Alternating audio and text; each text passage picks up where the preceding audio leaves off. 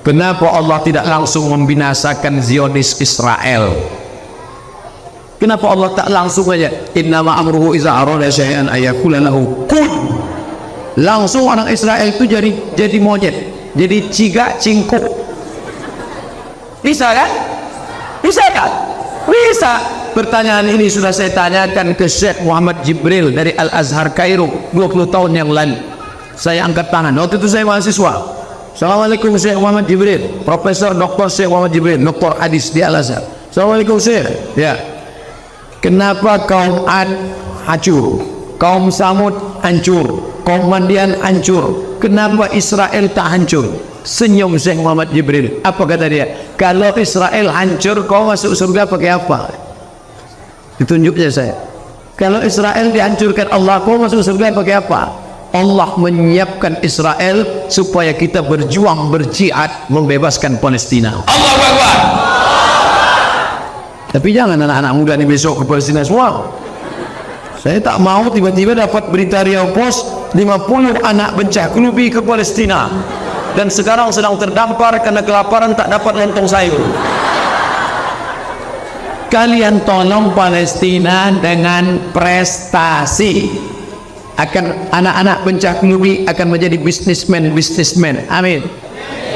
Tiba-tiba nanti ada anak bencah kelubi yang menyumbang $50.000 ke Palestina untuk membebaskan, menolong, buat sumur bor, menyekolahkan anak-anak Palestina, memberikan bantuan beli perban, membangun rumah sakit Indonesia sudah di Palestina. Siapa yang membangun itu? Tiba-tiba nanti ada rumah sakit bencah kelubi hospital.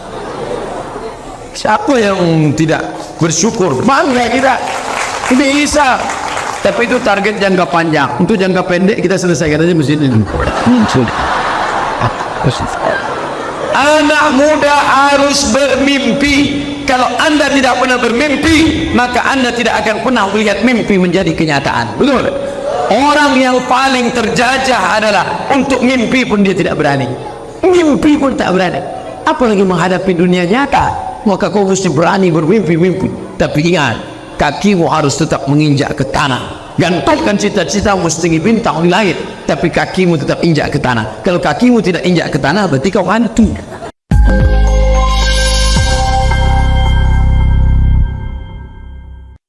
Pak Ustadz, berapa batas penghasilan kebun sawit yang harus dikeluarkan zakatnya? Zaman Nabi tak ada sawit. Makanya ada orang mengatakan aku tak mau mengeluarkan zakat sawit. Bapak tak mau mengeluarkan sawit? Nanti Pak Ustadz, kalau sawit ini bisa dikunyah macam kurma baru saya keluarkan zakat. Ada orang gitu. Karena zakat sawit ini pakai kias. Makanya Majelis Ulama Indonesia membagi dua. Yang pertama dikiaskannya ke makanan pakai mazhab Hanafi, tidak pakai nisab. Pokoknya asalkan keluar, asalkan panen, keluarkan 5%. Potong biaya operasional, pupuk, panen, brondol, rumput segala macam. Pokoknya asal panen keluarkan 5%. Kalau sejuta berarti 50.000, 5%. Ini kelompok pertama. Kelompok yang kedua dikiaskannya ke dagang. Karena kata dia sawit itu tidak dimakan buahnya, tapi yang dijual itu, yang dipanen itu adalah hasilnya. Maka sama macam kulit manis, buah pala, cengkeh, maka yang dikeluarkan hasil dagang. Kalau sudah mencapai 85 gram emas kali 500.000, 42.500.000, di total setahun berapa hasilnya? Mencapai 42.500.000, maka keluarkan 2,5%. Dua-dua bisa dipakai. Yang mau mengeluarkan 5% ini dalilnya, yang mau mengeluarkan 2,5% ini dalilnya. Kalau 2,5% berarti 25.000 sejuta. Kalau 5% berarti 50.000. Oh, kayak gitu saya ingin 5.000 nggak apa-apa. Terserah lah. Kenapa Allah tidak langsung membinasakan Zionis Israel? Kenapa Allah tak langsung aja innama amruhu iza arada syai'an ayakula lahu kun? Langsung orang Israel itu jadi monyet, jadi cigak cingkuk. Bisa kan? Bisa kan? Bisa. Pertanyaan ini sudah saya tanyakan ke Syekh Muhammad Jibril dari Al-Azhar Kairo 20 tahun yang lalu. Saya angkat tangan. Waktu itu saya mahasiswa. Assalamualaikum Syekh Muhammad Jibril, Profesor Dr. Syekh Muhammad Jibril, Dr. Hadis di Al-Azhar. Assalamualaikum Syekh. Ya. Kenapa kaum Ad hancur, kaum Samud hancur, kaum Madian hancur? Kenapa Israel tak hancur? Senyum Syekh Muhammad Jibril. Apa kata dia? Kalau Israel hancur, kau masuk surga pakai apa? Ditunjuknya saya. Kalau Israel dihancurkan Allah, kau masuk surga pakai apa? Allah menyiapkan Israel supaya kita berjuang berjihad membebaskan Palestina. Allahu Akbar. Tapi jangan anak-anak muda ini besok ke Palestina semua. Saya tak mau tiba-tiba dapat berita Riau Post 50 anak bencah kelubi ke Palestina dan sekarang sedang terdampar karena kelaparan tak dapat lontong sayur. Kalian tolong Palestina dengan prestasi. Akan anak-anak bencah kelubi akan menjadi bisnismen. Amin. Tiba-tiba nanti ada anak bencah kelubi yang menyumbang $50.000 ke Palestina untuk membebaskan, menolong, buat sumur bor, menyekolahkan anak-anak Palestina, memberikan bantuan membeli perban, membangun rumah sakit Indonesia sebenarnya di Palestina. Siapa yang membangun itu? Tiba-tiba nanti ada rumah sakit bencah kelubi hospital. Siapa yang tidak bersyukur? Bangga kita. Bisa. Tapi itu target jangka panjang. Untuk jangka pendek kita selesaikan aja masjid ini. Anak muda harus bermimpi. Kalau anda tidak pernah bermimpi, maka anda tidak akan pernah melihat mimpi menjadi kenyataan. Betul? Orang yang paling terjajah adalah untuk mimpi pun dia tidak berani. Mimpi pun tak berani. Apalagi menghadapi dunia nyata. Maka kau mesti berani bermimpi-mimpi. Tapi ingat, kakimu harus tetap menginjak ke tanah. Gantungkan cita-cita setinggi bintang di langit, tapi kakimu tetap injak ke tanah. Kalau kakimu tidak injak ke tanah, berarti kau hantu. Itu yang punya kebun sawit banyak itu siapa? Anak bencak kelubi. Berapa hektar? Ya sejauh mata memandang. Apa hukumnya non-muslim berpenampilan muslim mengucapkan kalimat salam, insyaallah, alhamdulillah, pencitraan, bahasa kerennya penipuan. Supaya apa? Supaya dipilih jadi caleg, pakai sorban, pakai jubah, masuk masjid, pakai koko, pakai kain, pakai jubah, pakai sorban, senapan angin belum berpotong, menipu, membagi-bagi, penipuan, pencitraan. Umat Islam harus cerdas. Jangan tertipu karena nama, jangan tertipu karena titel, jangan tertipu karena sorban, jangan tertipu karena jubah. Tapi tengoklah apa perjuangan dia. Gunakan telinga, dengar baik-baik. Gunakan mata, tengok baik-baik. Allahu Akbar. Allahu Akbar itu fungsinya dua. Pertama untuk usir hantu. Kalau ada kawan-kawan yang mengantuk di sebelah, Allahu Akbar. Kalau nampak-nampak yang ngomong, Allahu Akbar. Sebelum mulutnya tutup atau sedang, Allahu Akbar.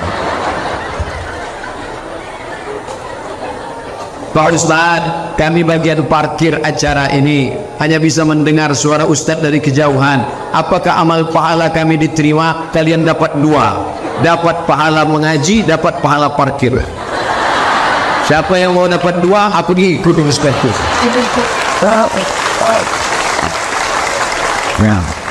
Yang nyuting ini dapat dua juga, dapat pahala mengaji, dapat pahala nyuting. Sekarang pengajian yang mendengar deh, tapi nanti kalau mereka upload nanti ke YouTube, Instagram, beratus ribu viewer menonton. Bayangkan kalau diuploadnya ke Instagram Ustaz Somad. Yang mana Instagram Ustaz? Itu yang followernya 4 juta itu. Bayangkan sekali tonton 4 juta. Penduduk Riau 6,5 juta. Penduduk Pekanbaru 1,2 juta. 4 kali lipat 4 penduduk Pekanbaru itu akan menonton. Pahalanya. Maka anak-anak muda ini luar biasa. Itu kalau yang banyak yang merekam ini, banyak merekam. Tahap itu hidup dah tidak Allah.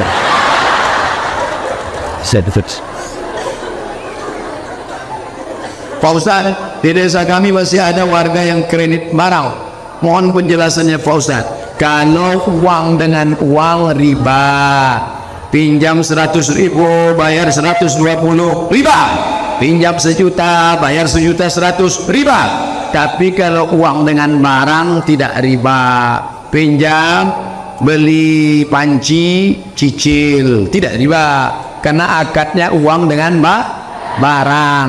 Kalau uang dengan uang riba. Tapi kalau ada pihak ketiga, motor orang kredit motor, ada pihak ketiga, finance, keuangan, itu riba karena tak langsung. Tapi kalau Bapak Kades punya motor, saya mau beli motor, Pak Kades, ku beli motor Pak Kades, ku cicil, tidak riba karena akadnya uang dengan barang. Tapi kalau ada pihak ketiga, maka membayar uang ke pihak ketiga, uang dengan uang, motornya dibeli cash, itu riba. Pokoknya mudah saja, uang dengan uang riba, uang dengan barang tidak riba. Apa hukumnya beli beras dari amil zakat untuk dizakatkan lagi? Udah selesai, udah.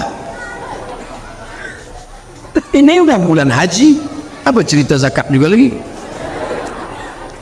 Ini beras 2,5 kilo. Aku beli beras ini 2,5 kilo tunai, maka beras menjadi milik saya. Sekarang saya bayar, aku bayarkan ini beras sebagai zakat fitrahku bulan ini tunai. Sekarang beras ini milik siapa? Kita ulang balik. Memang kalau kurang cairan payah nangkap. Saya datang ke masjid membeli beras. Aku beli beras ini 2,5 kilo tunai. Sekarang beras punya siapa? Punya saya. Lalu beras ini saya bayarkan. Aku bayarkan zakat fitrahku tahun ini tunai. Sekarang beras punya siapa? Beras punya 8 asnaf. Nama sadaqatun lil fuqara wal masakin wal amilin 'alaiha wal mu'allafati qulubuhum wa fir riqab wal gharimin wa fi sabilillah fi sabil. Sekarang saya beli lagi beras itu. Aku beli beras ini 2,5 kilo tunai. Sahkah jual belinya? Tidak. Karena Bapak ini bukan pemilik beras. Kita tak boleh menjual barang yang bukan milik kita. Aku jual sawit 2 kapling tunai. Punya siapa? Entah. Mana bisa? Kecuali dia memang tukang jual beras. Kumpulnya 2,5 kilo, dibuatnya 100 kresek. Itu boleh. Tapi kalau beras itu juga, aku beli, aku jual, aku beli, aku jual, aku beli, aku jual. Lama-lama kuya. Akadnya sudah bermasalah. Makanya saya berpegang kepada mazhab Syafi'i. Saya kalau bayar zakat fitrah dari sejak pulang dari Maroko 2008, ini 2018, sudah 10 tahun tak pernah saya bayar zakat fitrah pakai uang, tak pernah. Saya bayar zakat fitrah pakai beras. Saya beli beras, masukkan ke kresek, saya sendiri nyerahkan. Aku bayarkan zakat fitrah untuk aku bayarkan zakat fitrah untuk keluargaku, aku bayar zakat fitrah untuk anakku, aku bayar zakat fitrah untuk emakku. Bawa, jangan malas bawa beras. Beli beras, bayarkan beras. Kalau mau berpegang pada mazhab Syafi'i. Tapi kalau mau pegang mazhab Hanafi, pakai duit. Ini banyak orang campur mazhab, dari rumah Hanafi sampai masjid Syafi'i.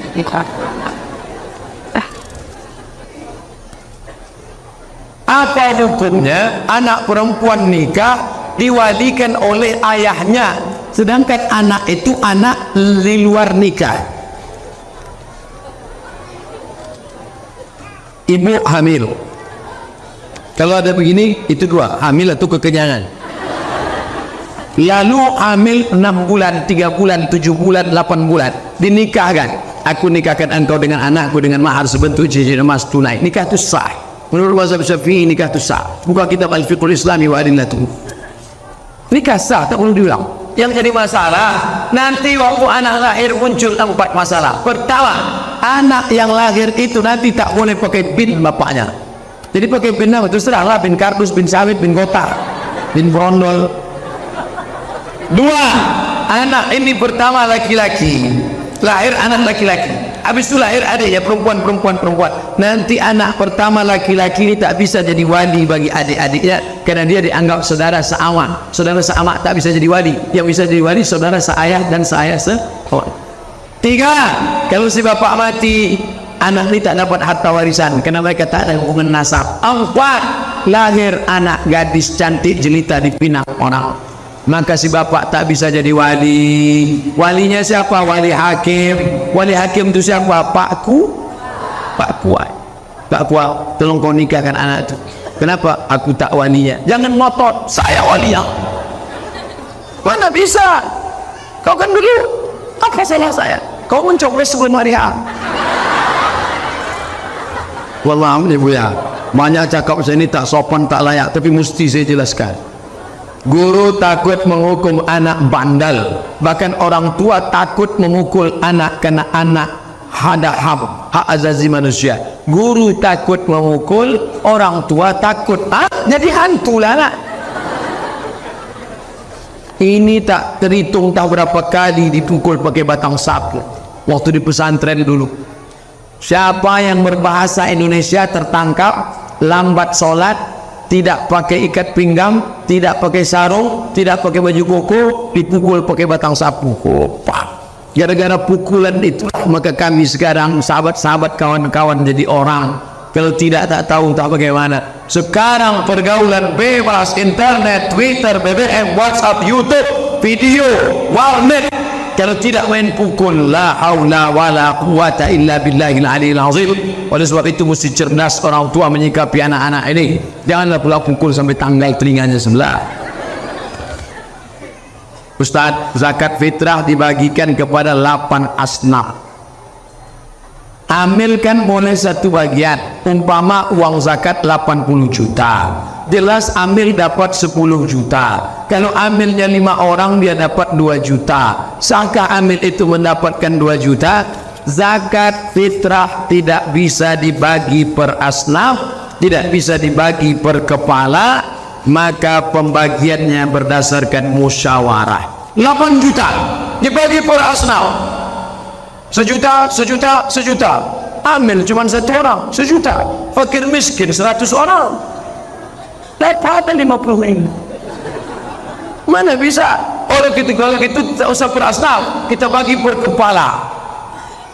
Per kepala, ambil cuma 1 kepalanya, dapat 10.000. Anak yatim, fakir miskin, goreng fasolasi do, rasa pamiredo, mana dapat 90.000. Bagi per kepala tak adil, bagi per asnaf tak adil. Maka zakat fitrah itu dibagikan bermusyawarah antara alim ulama, nenek mama, tokoh masyarakat, RT RW. Jangan lupa libatkan pihak kepolisian, karena polisi perlu, dia yang punya pistol kan. Karena tahu ada perkelahian. Zaman Nabi dulu bagaimana zakat fitrah ini? Zakat fitrah zaman Nabi tidak dibagi per asnaf, langsung pagi bawa gandum serahkan ke fakir miskin. Enggak, fakir miskin nih dulu begitu. Sekarang pakai amil, maka dimusyawarahkan, ini cocoknya bapak ini berapa, ini ibu ini janda 1, cocoknya dia dapat 5 kilo. Dah, ini janda 1 5 kilo juga. Enggak, dia janda 1 tapi anaknya 5. Kalau gitu cocoknya 50 kilo.